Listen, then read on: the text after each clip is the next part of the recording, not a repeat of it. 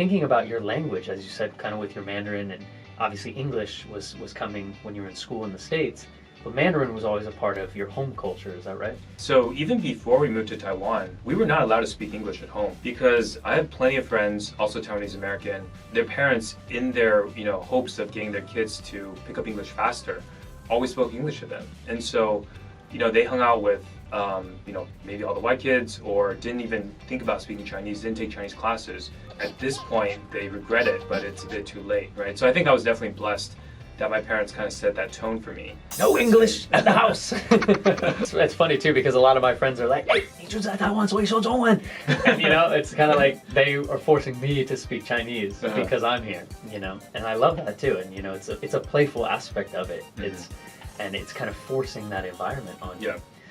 Hello, everyone. Welcome to our show today. My name is John Drummond, or Yang Haoen. Hello, 大家好，欢迎各位再度来到 NG 英文，我是 Angela。 We have a great episode for you today with my good friend Lee, who's known around the Taiwanese and professional community as Lee Chang. 对的，今天我们请到了在科技业打滚的天使投资人 Lee 来跟大家分享他的故事。My guest today is Taiwanese American and is back in Taiwan exploring new career opportunities. He is an angel investor, a podcast co-host, a curious mind, and so much more. So everyone, please welcome Lee. Hey guys, good to be here. Boom. What's up, Lee? It's so funny how fast we are working right now because we just met at a lunch a week ago. That's right. And here you are coming on to NG Ingwen. Thank you for making time out of your crazy life and coming to share some stories about your life and your career. Yeah, glad to be here. Awesome, man. So do you think you could give our audience on NG Ingwen a little self-introduction? Who is the man, the myth, the legend, Lee? Sure. So my name is Lee Chang, Zhang Li Wen in Mandarin. And I am currently, I guess I would call myself an angel investor in the tech scene. I used to be a tech investor doing early stage venture investing cross-border between US and Greater China. And currently really thinking about my next gig. And that's kind of how we met at a crypto lunch. And, I'm sure we'll get into that. But that's what I love about Web3 and the whole movement is energy, the community and the passion that everyone has.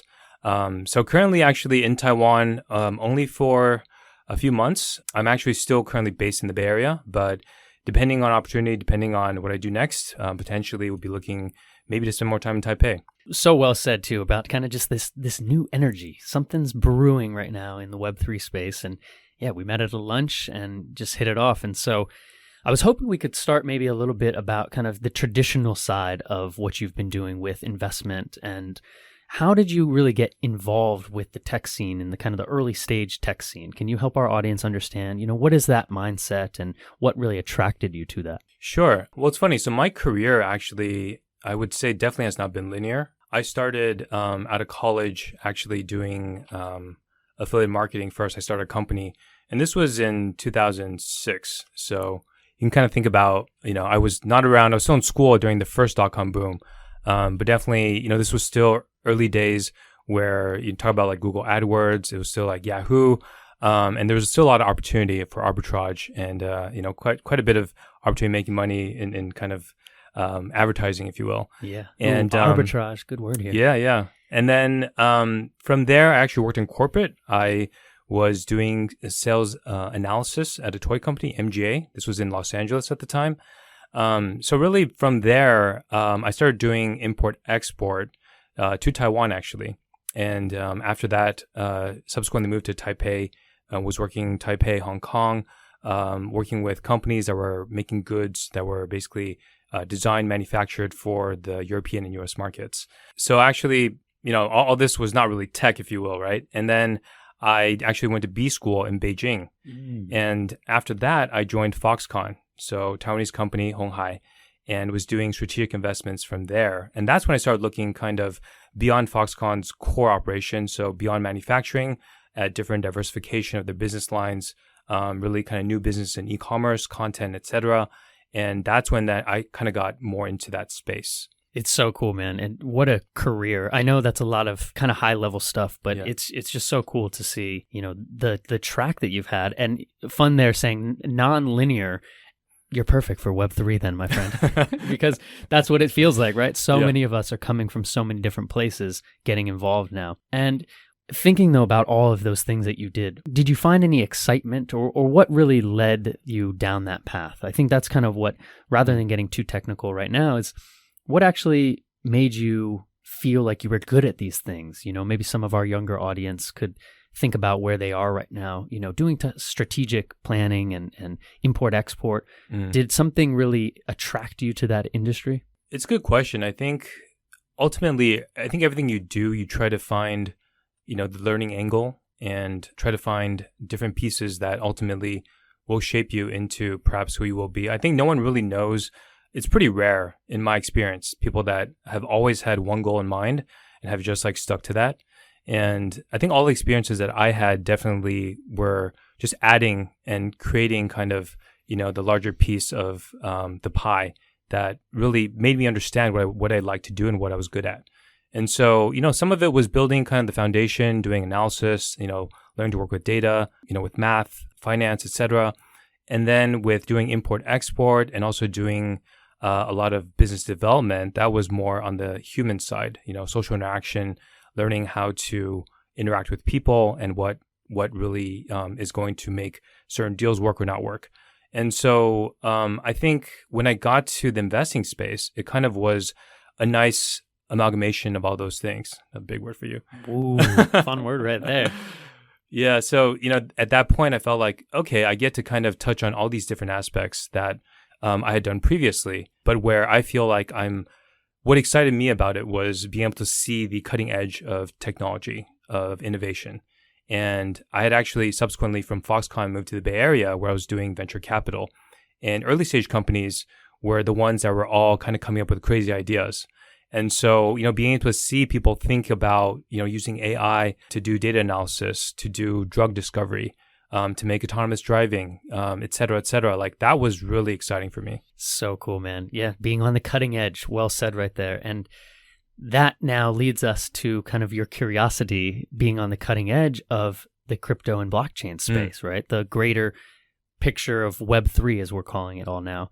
And what do you feel you are exploring right now in Web3? I know you're here in Taipei. You're kind of sussing it out right now, you know.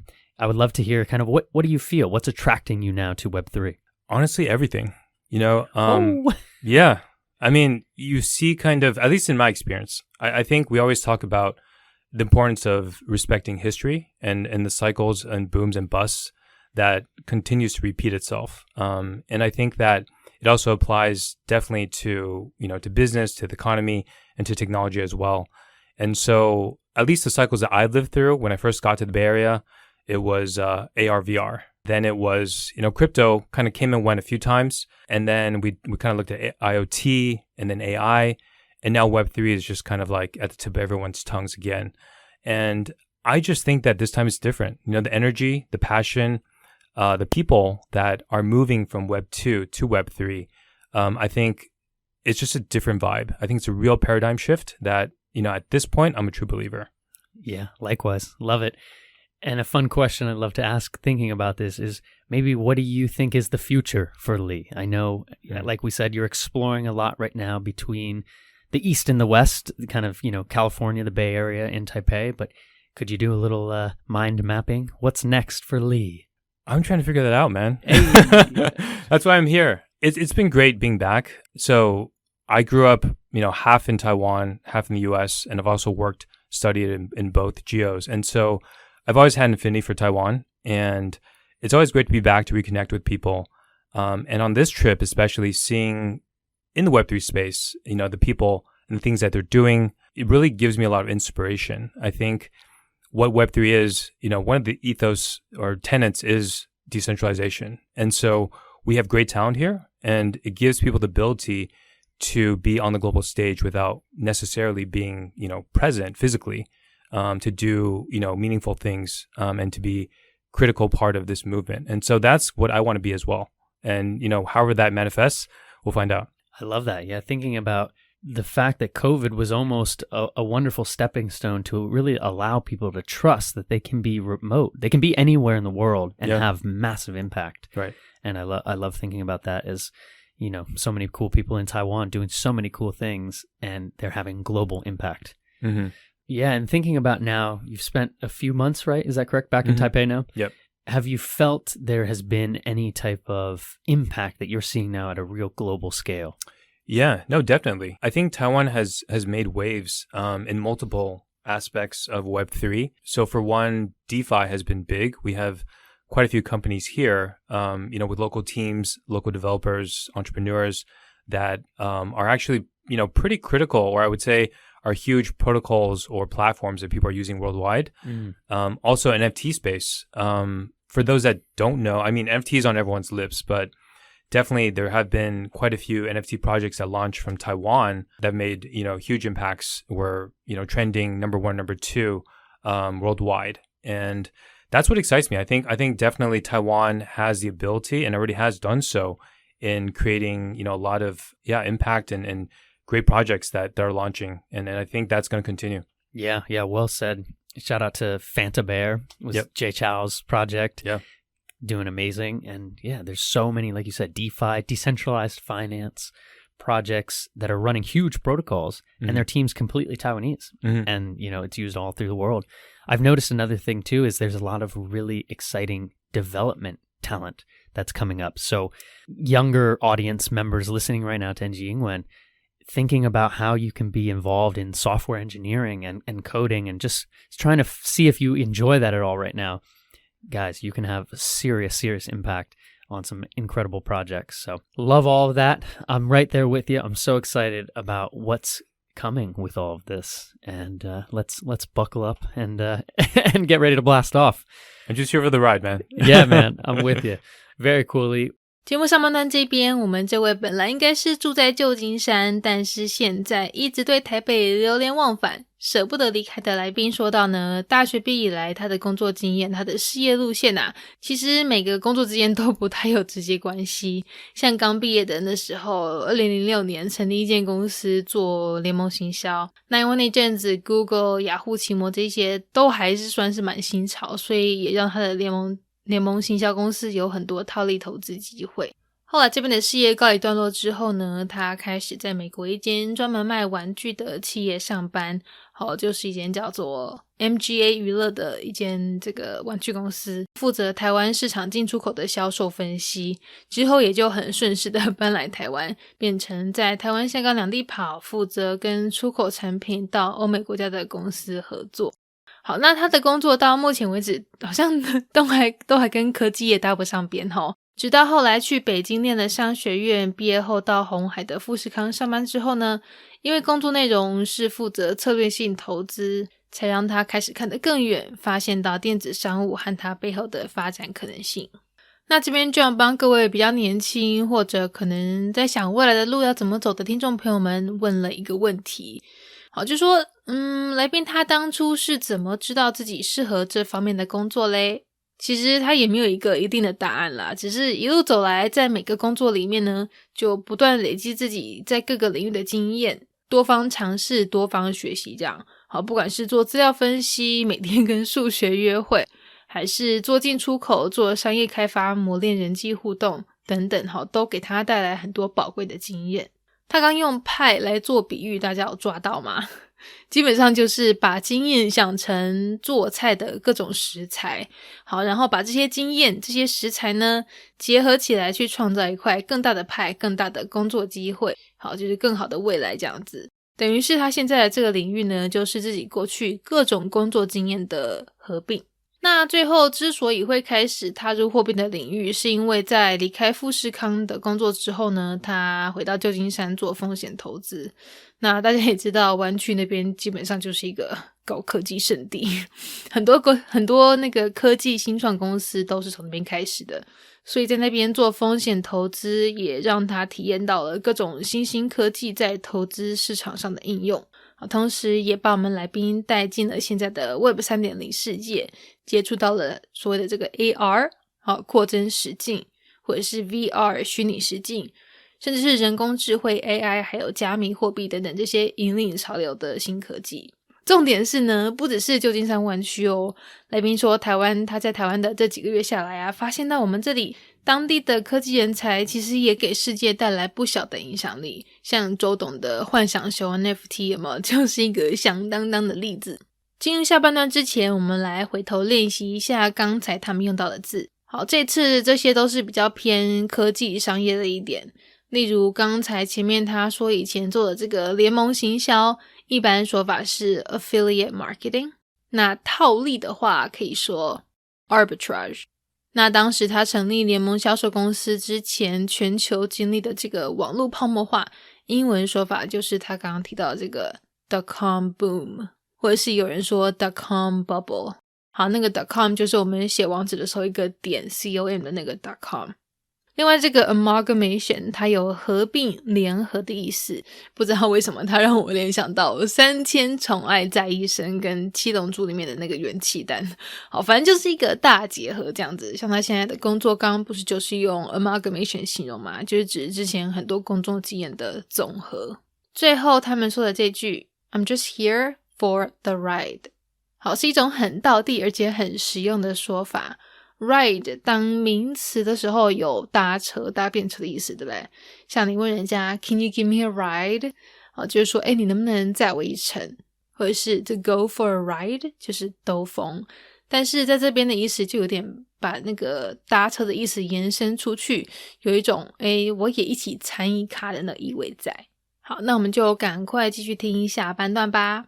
Well, do you mind if we switch gears a little bit? You've done great job of kind of peppering in a little bit. Yeah, most of your life has been split between the East and the West.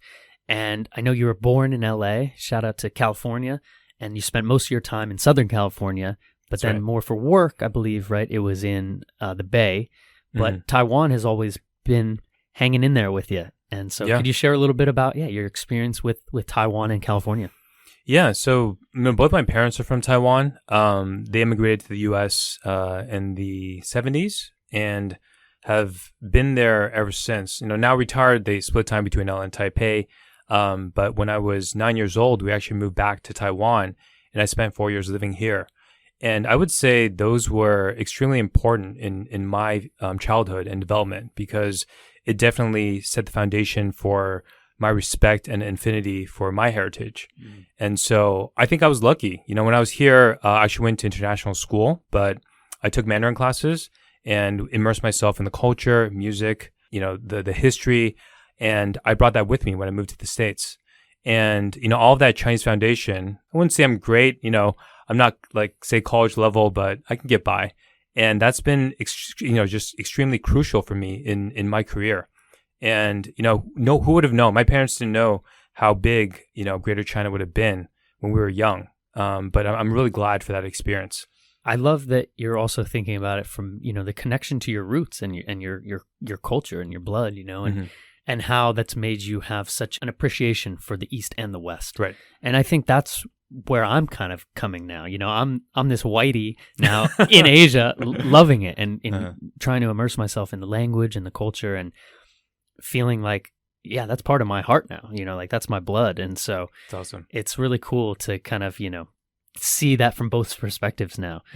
And thinking about your language, as you said, kind of with your Mandarin, and obviously English was coming when you were in school in the States, but Mandarin was always a part of your home culture. Is that right? Yeah. So even before we moved to Taiwan, it's funny you mentioned that, because we were not allowed to speak English at home in the States. Interesting. And Is that's that like actually, a rule, huh? Yeah, and I think it's pretty rare, because I have plenty of friends, also Taiwanese American, maybe were even born in Taiwan but moved there at an early age, but their parents, in their, hopes of getting their kids to pick up English faster, always spoke English to them. And so, they hung out with, maybe all the white kids, or didn't even think about speaking Chinese, didn't take Chinese classes. And I think, maybe at this point they regret it, but it's a bit too late, right? So I think I was definitely blessed that my parents kind of set that tone for me. And no English in the house. Yeah, I love that. That's funny too, because a lot of my friends are like, "Hey, 你住在台湾所以说中文." And it's kind of like they are forcing me to speak Chinese because I'm here, and I love that too. And it's a playful aspect of it. It's kind of forcing that environment on you. Yeah.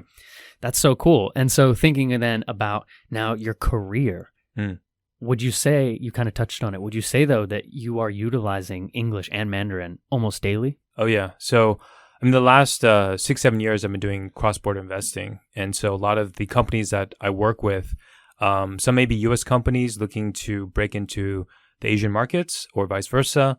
So a lot of it, definitely comes in handy. I think the bilingual aspect is one, but also, making sure that you try to immerse yourself in both cultures, understanding, not just the, technicalities, but also, the more kind of minute, unspoken things, right? Reading the air, things like that. Ooh, the soft skills. Yes. The EQ, the emotional intelligence of both cultures. Right. Yeah, well said.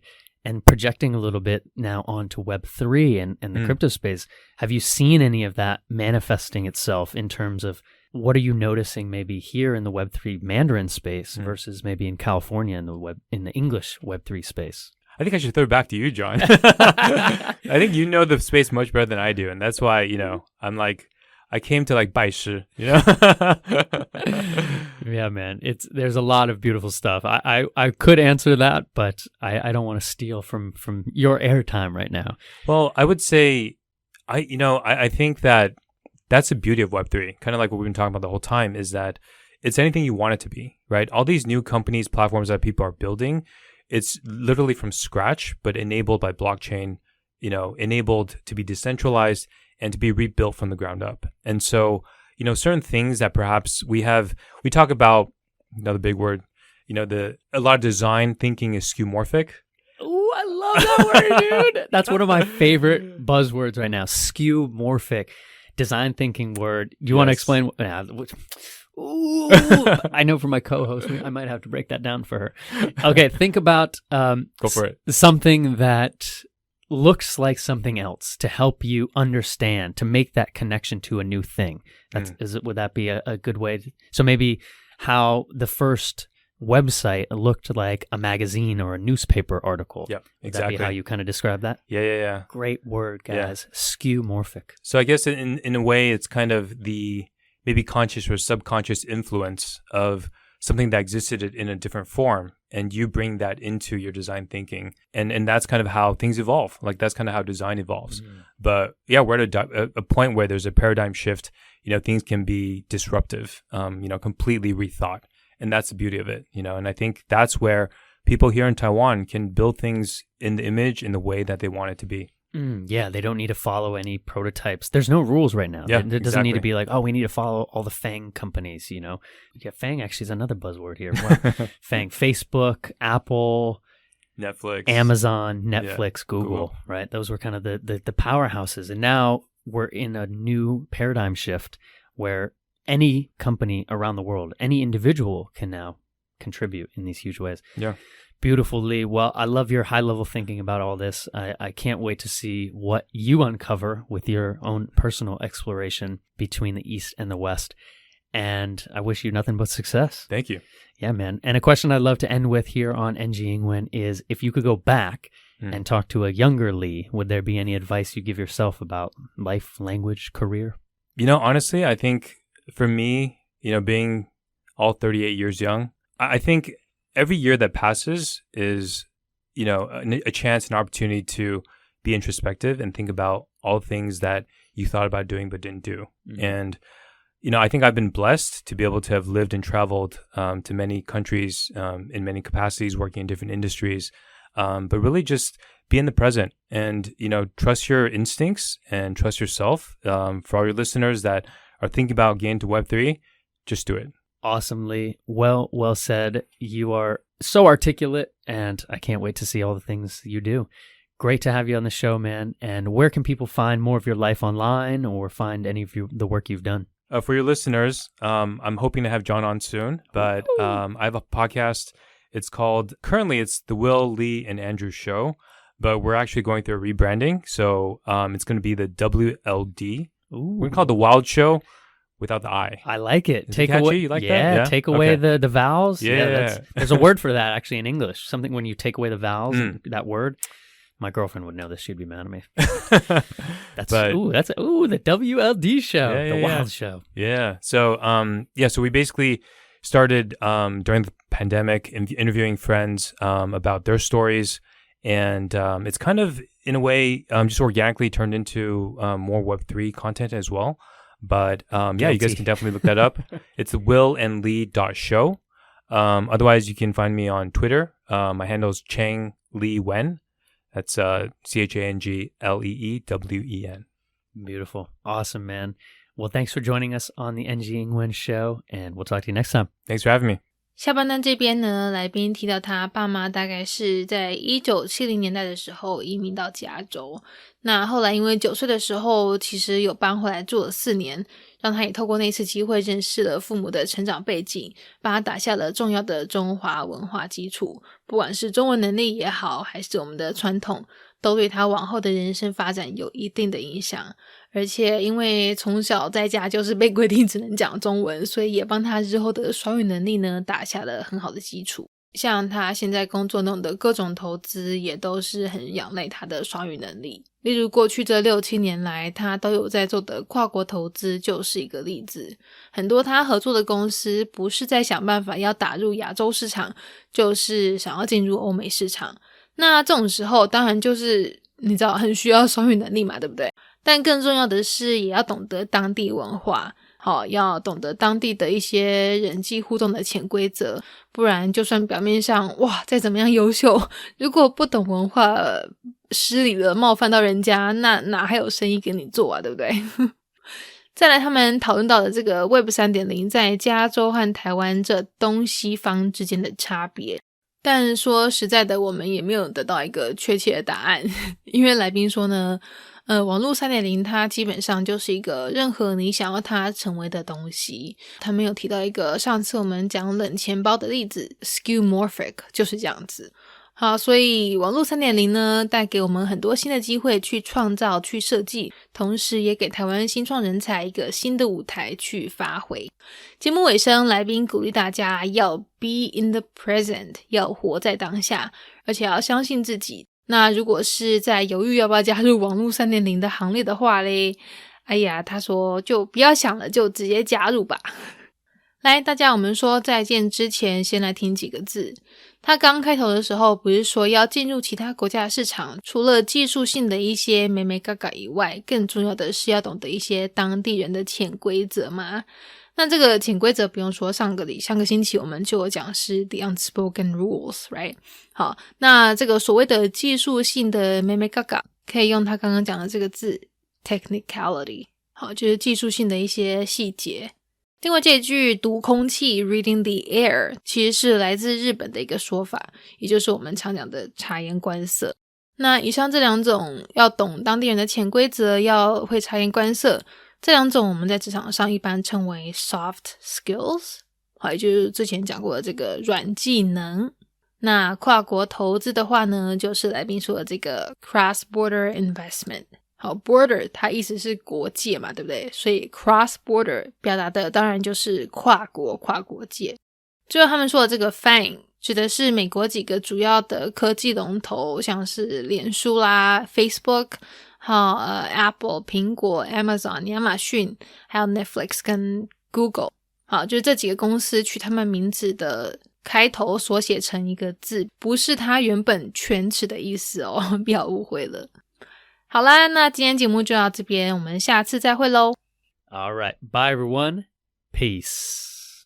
Alright, well that is our NG 英文 show for today. We hope everyone enjoyed listening to that. You can connect with us on Facebook, Instagram, YouTube, and now Spotify. You can search NG 英文 or you can search on IG NG English ICRT.And don't forget to tune in every Wednesday morning from 6:30 to 7 and Wednesday night from 9 to 9:30. We'll catch you on the next episode.